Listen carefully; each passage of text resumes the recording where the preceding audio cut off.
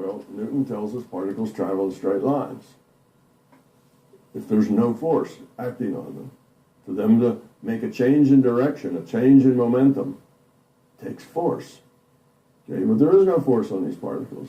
Yet these particles that are basically flying free, if you will, and pass through a slit, rearrange themselves in a diffraction pattern, which means there's some parts of the screen where they bunch up and other parts of the screen where they won't go, that they avoid.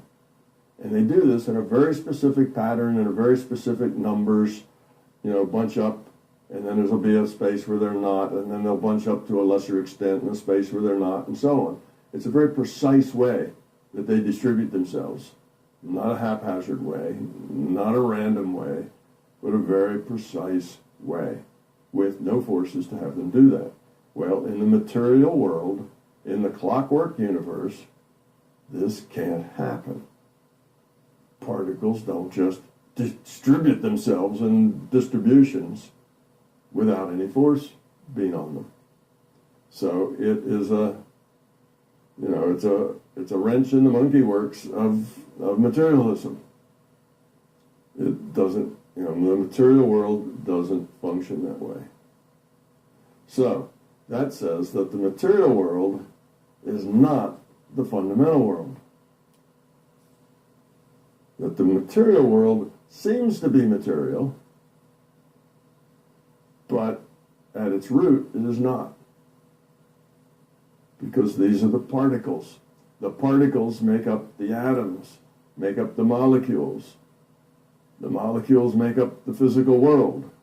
So at the basis of this physical world, you have particles that don't behave as material particles. Then you have to question the whole physical system. It's really not based in a deterministic materialism. So that's what the double slit experiment did. And that's what made it so famous. That's why it is the big thing that started quantum mechanics in the first place. If that experiment wasn't so outrageously difficult to understand by the people of that time, then nobody would have ever heard of it. I mean, this was an experiment that was done in the early 1919, 1920, 1925. Up through that time is when these experiments were being done. And they're done in such a way, because they're delayed erasure experiments, they're done in such a way that the only explanation can be that it's a probabilistic reality. Probabilistic reality cannot be deterministic. Determinism and probability are, don't work together. Determinism says it is going to be this way. Probability says, it might be that way, it might not. Here's the probabilities. You see, so probability is antithetical to determinism. So, and let's say some people may argue with that if they do ensembles and clusters, but at the particle level that we're talking about, it's different. So anyway, so the only way these can be explained is that there are no particles. That particles don't really exist. There's only potential particles, possible particles, probable particles. And depending on how we measure and what we measure, those probable particles will end up in diffraction patterns or in clump patterns or someplace else. And the reason that they... And another criteria is that, and it's actually part of this last criteria I just mentioned, is that time is always going to move forward linearly. You're never going to have things going backward in time. A lot of people interpret the delayed erasure experiments as something going backward in time. Oh, you made a change after the fact of collecting the data, and now the data changes. So the data must have changed in arrears. The data changed after you made, that change. Retrocausality. Yeah, it's retrocausality. You see, and the reason they say that is you collect data on a screen, then you change whether or not you have which way data after you've already collected the data, but the data on the screen turns out to be consistent with the which way data that you've got, which you changed after you collected the data on the screen. So it looks like that screen had to change after the change in the which way data occurred. You see? Well, it doesn't work like that. It's very difficult in a simulation to go backwards in time. It creates all kinds of logical inconsistencies to run backwards in time. So what is put on that screen has to be aware of the fact that the which way data might change. And it isn't put on that screen, even the particles get there. Okay, it either isn't put on that screen until after the which way data can no longer be changed, or the which way data gets changed in order to fit what's put on the screen. You see, those are two ways to accomplish that. You can say, okay, here's what went on the screen. Now the which way data is going to have to be manipulated to suit that. Or what's on the screen has to be unlooked at, unverified, unmeasured. And if it's unmeasured, you could say, well, it just is still in potential. It's not really anything on that screen yet until somebody makes a measurement of what's on that screen. There's nothing on that screen. And now after the which way data is done, now you can put something on that screen. You see, so that's one way to look at it and say that the screen, even though the particles have hit there, until somebody makes the measurement, they're not really particles. They're just potential particles. And it's only until somebody actually looks at that screen that the actual particles have to have a position. But my prediction is that they will manipulate the selection of the which way data, whether it gets erased or not erased. They will manipulate that. And they'll do that by manipulating whether things reflect or transmit at a beam splitter, or whether or not a random atomic decay erases or doesn't erase the data.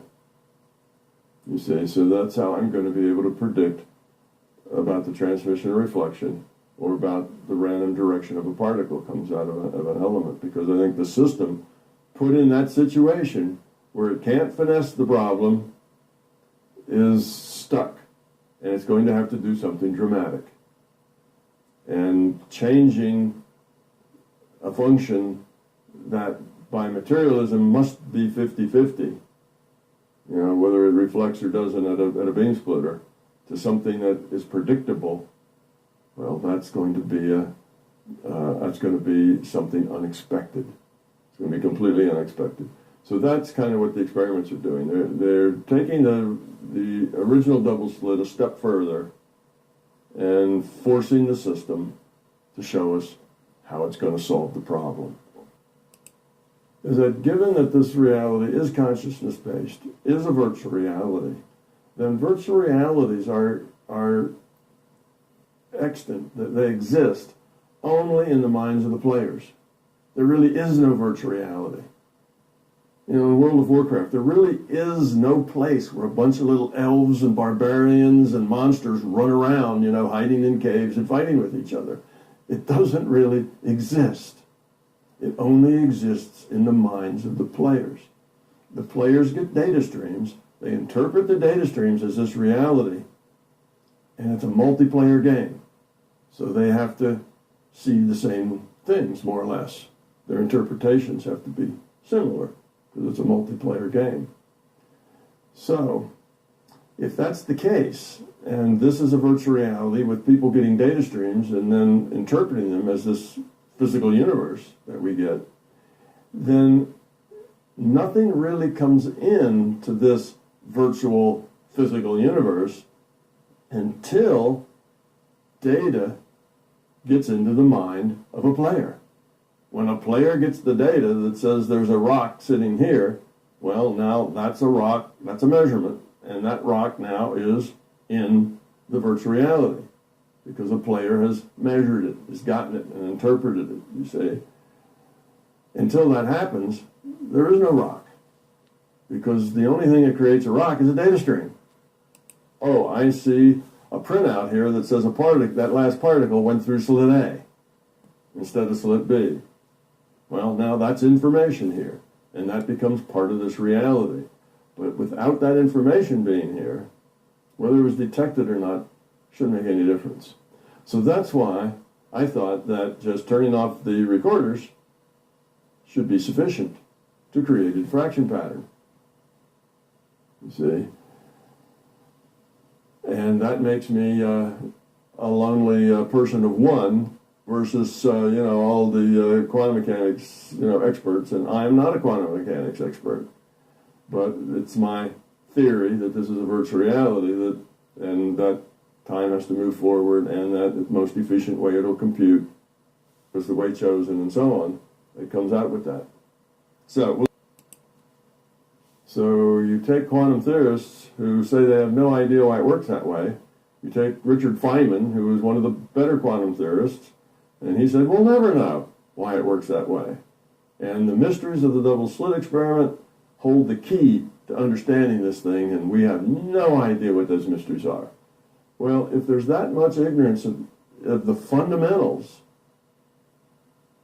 that are in the foundation of quantum mechanics, then I'm not so quick to say, well, if that's what the quantum theorists think, then obviously that must be true. See? Little Tom Campbell, who's not a quantum theorist. I mean, when I got out of graduate school, I worked in the real world. The real world doesn't do a lot of quantum theory. Some places do, but mostly in the real world I worked in, it was all Newtonian theory. Things didn't go so fast they needed relativity, nor were they so small that they needed quantum mechanics. Very seldom do scientists get a totally new out-of-the-box idea, and then from there on everything they do turns out, just the way they expect. It hardly ever works that way. The way science has always worked in the past is somebody has a bright idea, and they test it, and some of it works and some of it doesn't, so they learn.